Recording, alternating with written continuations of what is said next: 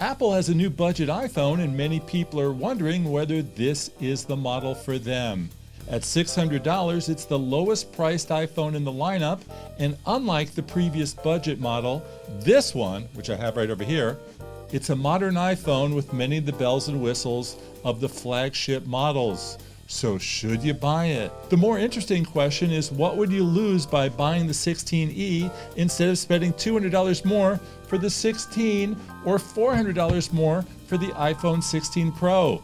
Let's get into it, and let's start at the top. For $1,000, you get a full-featured phone in the 16 Pro with 4 lens choices, running the gamut from ultra-wide 0.5mm to telephoto at 120mm. You get MagSafe, the ability to use these great magnetic charging accessories that snap onto the back of the phone. There's also macro photography, the ability to come in really tight for ultra close-ups.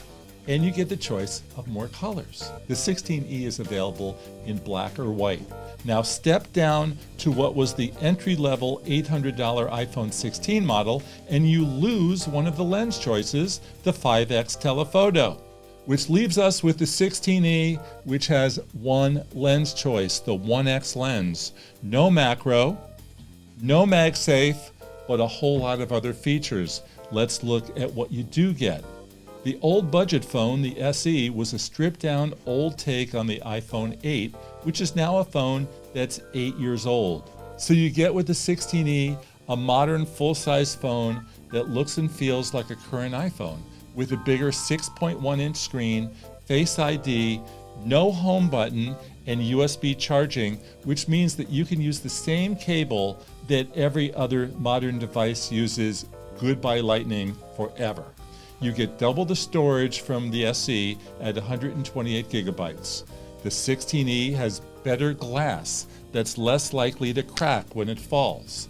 And Apple Intelligence, the Apple buzzword for AI tools that few people use, but they're probably happy to have. You get summaries of your email and tools to help you write better. Instead of Siri, you can have ChatGPT answer queries. You can generate images in the Playground app. Most of these are but I really do like Cleanup, which lets you erase unwanted objects from a photo.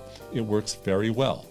The one feature that should pique people's attention is the improved battery life. Apple created a new chip that it says dramatically improves battery life. In its comparison chart, it claims that you could watch online video with the 16e for 26 hours compared to 22 on the iPhone 16 and 33 hours on the iPhone 16 Pro, which is bigger and has a bigger battery. So yeah, you get a lot of great phone for your $600, but do you think $600 is too much to pay? Would you consider switching from Apple because you could buy a Samsung A35 for $400 or a Google Pixel 8a for $500 and get 2 camera lenses and AI features? But for many, if it's not an iPhone, it doesn't exist. iPhones are the most popular phone in the United States with over 58% market share compared to just over 20% for Samsung. So here's the big question. You need a cheap phone for your kids or your parents, and you don't care about features. You just want a phone that works, that lets you surf the internet, blah, blah, blah. You've heard the rap. The 16e is less likely to break when it drops. For seniors, maybe they don't care about AI features or the photo capabilities. They grew up on cameras with one lens, so perhaps they'll be fine with the 16e. But let me ask you this. Would you happily pay $600 instead of $1,000 for a phone with an inferior camera and no MagSafe charging? And why would you quibble over $200 or $400? I mean, at $200, that's the price of one night in a hotel room somewhere, or 2 to 4 expensive dinners. With the new phone, you'll be using it every day for 1 to 2 years. Think about it and go with the phone that works for you. I'm Jefferson Graham. I'd love to hear from you. Remember, I'm just one click away at PhotowalksTV.com. Just go to the contact page. I can't wait to hear from you, and I'll see you on the next Photo Walk.